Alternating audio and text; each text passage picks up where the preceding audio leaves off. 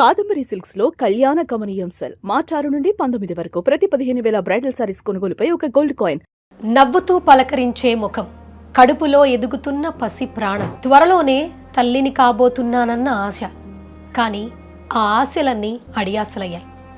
వేల మందిని తన వ్లాగ్స్తో అలరించిన ఆ గొంతు మోగబోయింది. ప్రేమించి పెళ్లి చేసుకున్నవాడే ప్రాణాలు తీస్తాడని ఆమె ఊహించలేదు. జగిత్యాల జిల్లా కోరట్లలో జరిగిన యూట్యూబర్ వైష్ణవి హత్యోదంతం ఇప్పుడు 2 తెలుగు రాష్ట్రాలను కన్నీరు పెట్టిస్తోంది. అసలు ఆ రాత్రి ఏం జరిగింది? నవ్వుతూ సాగిపోతున్న వారి సంసారంలో నిప్పులు పోసిందెవరు?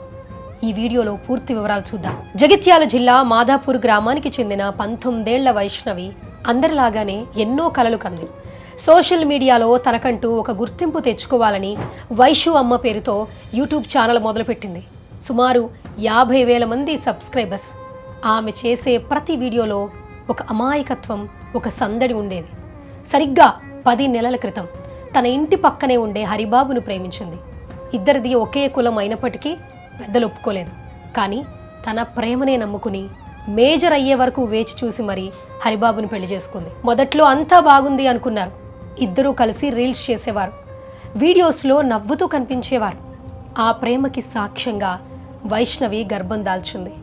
త్వరలోనే చిన్నారి పాపనో బాబునో ఎత్తుకోవాలని మురిసిపోయింది.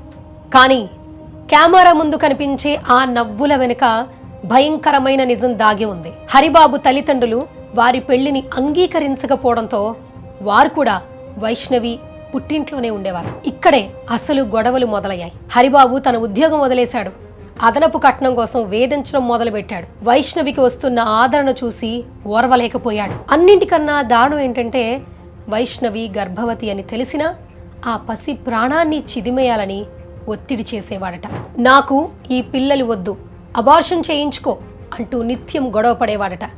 ఆఖరికి మంగళవారం తెల్లవారుజామున ఆవేశం కట్టలు తెంచుకుంది. నిద్రిస్తున్న వైష్ణవిపై కత్తితో దాడి చేశాడు. తల, మెడ, చేతులు ఎక్కడ పడితే అక్కడ విచక్షణారహితంగా పొడిచాడు. తనను చంపొద్దని, కడుపులో బిడ్డను చూడమని ఆ తల్లి ఎంత వేడుకుందో ఆ రాక్షసుడికి కనీసం కనికరం కలగలేదు. తెల్లవారుజామున చూసేసరికి వైష్ణవి రక్తపు మడుగులో విగత జీవిగా పడి ఉంది. నిందితుడు హరిబాబు అక్కడి నుంచి పరారయ్యాడు. ఒక పక్క కన్న బిడ్డను కోల్పోయిన తల్లిదండ్రుల రోదనలు, మరోపక్క అన్యాయంగా బలైపోయిన గర్భిణి. ప్రేమ అంటే ప్రాణం ఇవ్వడం అనుకుంది ఆ అమ్మాయి. కానీ అదే ప్రేమ ప్రాణం తీస్తుందని ఆ పసి ప్రాణానికి తెలియదు. అంతేకాదు, వైష్ణవి గర్భం దాల్చినప్పటి నుంచి అబార్షన్ చేయించుకోవాలని హరిబాబు ఆమెపై తీవ్ర ఒత్తిడి తెచ్చాడని, దీనిపై గతంలో పంచాయతీ కూడా జరిగినట్లు తెలుస్తోంది.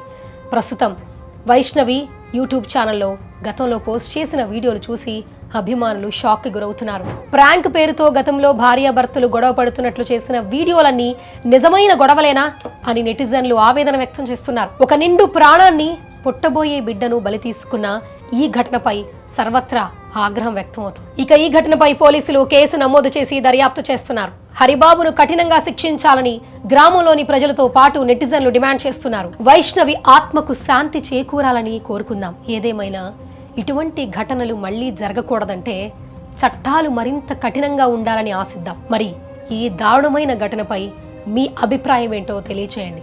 అంతేకాదు, ఈ హంతకుడు హరిబాబుకి ఎలాంటి శిక్ష విధించాలో కామెంట్ రూపంలో తెలియచేయండి.